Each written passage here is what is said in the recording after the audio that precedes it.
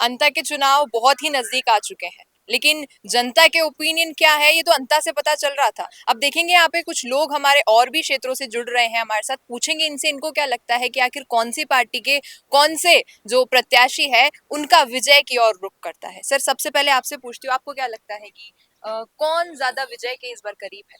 Bharatiya Janata party का प्रत्याशी है, वो बहुत ज़्यादा मतों से वहाँ पे आगे निकल चुका है। जी। बाकी और पार्टियां हैं जो हल्ला कर रही हैं। कांग्रेस पार्टी अपने आप में, नरेश मीणा भी एक चुनाव में है।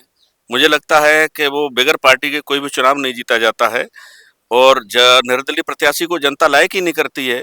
आज भाजपा की सरकार है राजस्थान में, माननीय भजनलाल शर्मा जी ने 2 साल के अंदर जितने भी कार्य किए हैं वो जनता बखूबी निभाती है और बखूबी जानती है।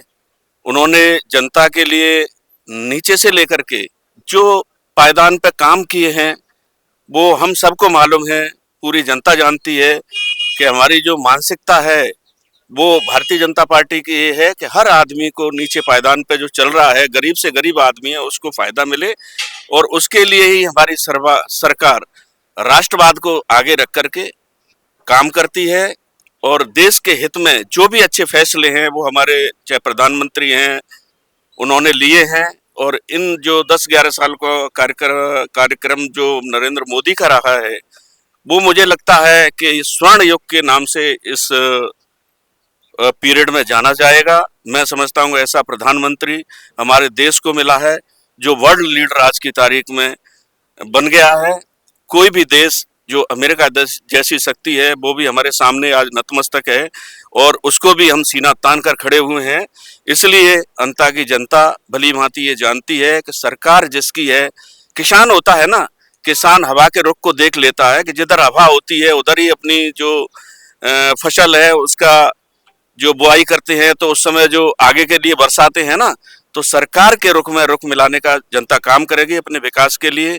मैं इतना ही कहता हूँ, हमारे राजस्थान के मुख्यमंत्री भजनलाल जी और प्रदेश अध्यक्ष मदन राठौड़ जी, पूरी टीम, माननीय राष्ट्रीय उपाध्यक्ष वसुंधरा जी ने पूरा नेतृत्व वहाँ संभाला हुआ है और मुझे लगता है कि हमारी जो प्रत्याशी है भारतीय जनता पार्टी का, बहुत अच्छे बहुमत से वहाँ पे जीत दाखिल करेंगे। कल इलेक्शन है और पूरी कमांड कस चुकी है, जनता ने पूरा मन बना लिया है।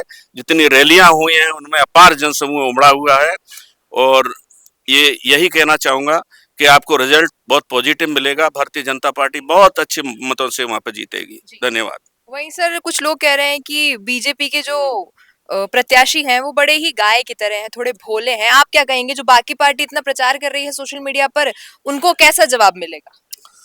तो सब प्रत्याशी वास्तविक भोला ही होना चाहिए, जो जनता को समझ सके। प्रत्याशी भोला है। वहाँ उस क्षेत्र में हमारी महारानी साहब वसुंधरा जी की बहुत बड़ी पकड़ है। 7 बार 8 बार से खुद वही एमपी और उनके पुत्र दुष्यंत जी वहां से सांसद रहे हैं। वहाँ अपने जिलाध्यक्ष हैं नरेश सकरवार जी, वो बहुत ही एक प्रतिष्ठित व्यक्ति है, उनकी बहुत बढ़िया छवि है। अगर भाजपा कांग्रेस आमने सामने होती फिर भी हम अच्छी टक्कर देते। कांग्रेस का तो वहां सफाया हो गया, क्यों कि नरेश मीणा जी ने वहां पाला झाड़ लिया। वो कांग्रेस के एक वोट में से दोनों प्रत्याशी हो गए, भैया जी और मीणा जी। हमारा पाला बिल्कुल अलग है, बहुत भारी बहुमत से वहां विजयी होगी हमारी भारतीय जनता पार्टी का। हमारी का प्रत्याशी वो बहुत बढ़िया प्रत्याशी है, वो राष्ट्रीय लेवल का नहीं अंतर्राष्ट्रीय लेवल का प्रत्याशी है। वो किसी के सामने झुकने का नाम नहीं है, सीधा जरूर है। वैसे हमारी महारानी साहब की साख है वहां पर। महारानी साहब 5 दिन से लगातार वहां डेरा डाली हुई है, दुष्यंत जी और महारानी साहब। अगर वो आप पहुंच गई तो वहां कुछ नहीं है किसी का, सारा वोट बीजेपी का कन्वर्ट होगा। जी। वहीं सर, ये पूछूंगी कि जो लड़ाई चल रही है निर्दलीय प्रत्याशी और कांग्रेस के बीच, क्या इस लड़ाई से बीजेपी को कोई फायदा होगा? बीजेपी को फायदा है, बीजेपी को बहुत बड़ा फायदा है इससे। भाई कांग्रेस का वोट 2 जगह डिवाइड हो रहा है, मीणा जी को प्लस उनको। और हमारा प्रत्याशी वहाँ लोकल भी है, सबसे बड़ा फैक्टर है लोकल का। ये प्रधान रहे हैं वहाँ, लोकल है, बड़े ईमानदार छवि के हैं। और महारानी साहब तो है ही माँ, राजा साहब सब लगे हुए हैं। पूरी टीम, हमारे सीएम साहब भी गए हैं, 2 बार गए हैं। तो मन 100% हमारा मोरपाल सुमन जी जीतेंगे और बहुत अच्छी लीड लेंगे और लोगों के मन में भी है कि कड़ी से कड़ी मिले, कड़ी मिलना बहुत जरूरी है। अभी विकास होगा, अभी सरकार हमारी 2 साल 3 साल चलेगी, तो वो भी जानते हैं कि भाई हम सरकार के पक्ष में रहेंगे तो हमारे क्षेत्र का फायदा होगा। फिर भी लोकल है, सीधा आदमी है, इसलिए मोहरपाल सुमन जी जीतेंगे 100%। वही सर, एक चीज ये पूछूंगे आपसे कि जो जनता है अगर वोट करती है बीजेपी को या किसी और प्रत्याशी को, तो क्या कुछ गुण ऐसे देखने चाहिए उस प्रत्याशी के? नहीं, बिल्कुल देखना चाहिए भाई। वो लोकल के आदमी है, वो पहले भी वहाँ रहे प्रधान, और बढ़िया है। जो महारानी जी का क्षेत्र है, दुष्यंत जी महारानी जी, अपनी बीजेपी की पूरी टीम है वहाँ। अपने राठौर साहब भी है, जाकर मदन राठौर जी, वो मुख्यमंत्री भी 2 बार गए हैं, तो वहाँ तो बहुत अच्छा मतों से जीतेंगे।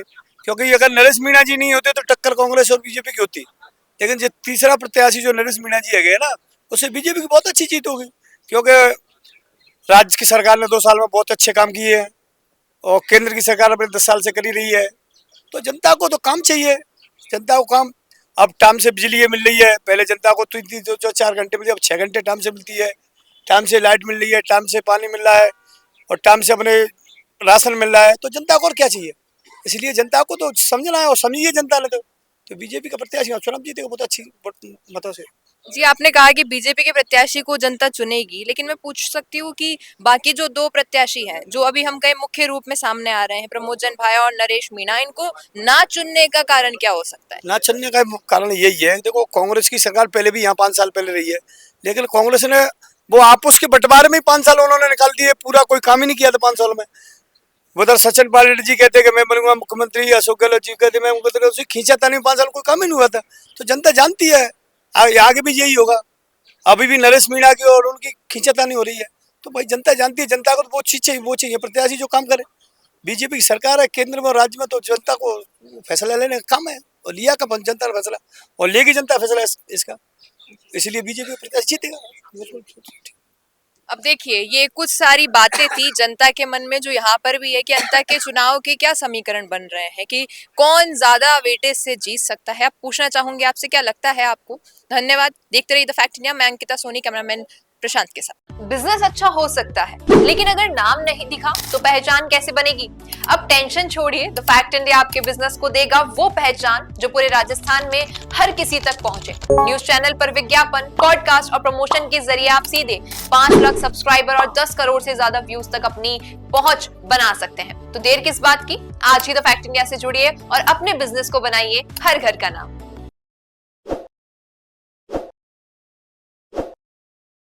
ताज़ा खबरों के लिए विजिट करें द फैक्ट इंडिया की वेबसाइट और डाउनलोड करें द फैक्ट इंडिया ऐप।